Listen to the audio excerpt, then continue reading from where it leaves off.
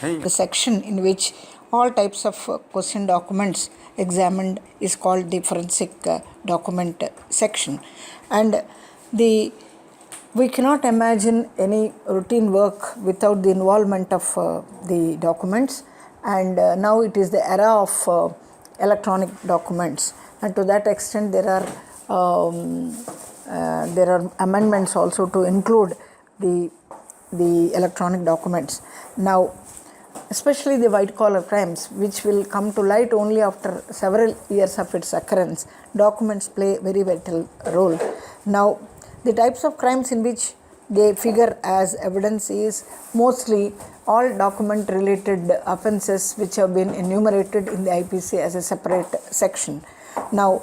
it can be an issue relating to the authenticity of the document, or the genuineness of a document, or whether a particular document in question has got some obliteration or some deletion, or is there any addition, or is there any kind of a secret document which is being written with secret inks, or is there any writing that is present on a chart document. In any raid, it may be very important that you see certain documents which are very, very vital to the case, and maybe intentional fire, these must have been destroyed. So it is paramount to decipher the writings that are there on a chart document. And typewritings and the computer generated documents also form part of the document examination.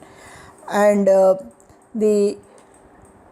types of collection of specimen samples is also equally important, in that whenever we send a question document, that means the question with regard to the authenticity or the genuineness of a document, when it is in question, the problem can be resolved by using the specimen samples which the IO invariably need to submit whenever he submits a question document. Standards can be of two types, where in one case there is a request on the part of the IO to submit the specimens, where it is called requested specimen, and another occasion will be when the accused is absconding, or because of his non-availability, whatever is available, we need to take that, and they are called the admitted or non-request. That means there is no specific request on the part of the investigating officer to furnish the evidences of the case. The documents, both questioned as well as the specimen or standard, need to be handled and preserved in a precise manner so that they will not lose their integrity at the time of trial. Documents should be handled with clean hands carefully, and they should never be cut, torn or trimmed, even if they are little bigger in size compared to the folder in which they are kept. Partially torn documents should be joined with clean cellophane tape carefully, and documents should not be exposed to moisture or sunlight. Documents should be packed in clean paper or cloth-lined cellophane covers, and investigating officer should make he is not allowed to make any additions or underlines on the disputed or standard portions except for appending his signatures. The investigating officer should append his initial, date and other details in one corner which will not interfere with the examination. Now, documents should be sent as is where condition, and chart document should be carefully lifted, and they should be placed in a suitable cardboard box and should be transported with all care. Now, when it comes to the question of asking the relevant information, they can ask some of the questions as follows. That is to say, the type of analytical information that the lab can provide and which the IO can ask. It can be to fix the authorship with the suspected persons, or confirmation whether the eraser exists or not, and if possible to decipher the original writings, and to decipher the obliterated writings, to develop the indented writings, or establish whether the document is tampered, and if possible to decipher the original writings, and whether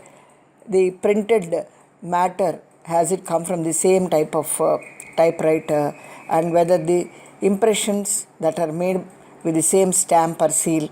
and to establish the common source of origin and relative age of the documents if possible, and also in case of ink, is it of the same origin, and original writings decipherment are some of the questions which the IO can ask and seek clarification on that. And as far as the fake currency detection is concerned, now it is also the domain of the document examination in some cases, and in other laboratories it will be the domain of the forensic physics. Now the currencies are examined for their genuineness or otherwise. While asking for this type of examination, it is expected of the IO that he should also send the genuine currency, and then he has to ask whether the currency which has been seized from the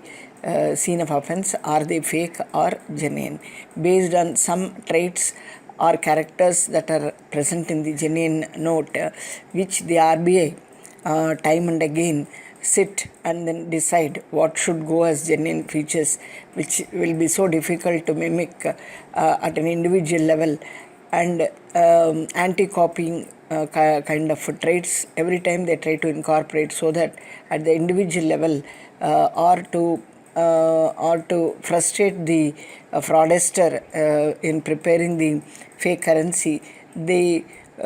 features will be so hard that at individual level it will be very difficult. So all these parameters are examined, and then if even one parameter is missing, then they have no hesitation in saying that this is not a genuine note but is a fake note.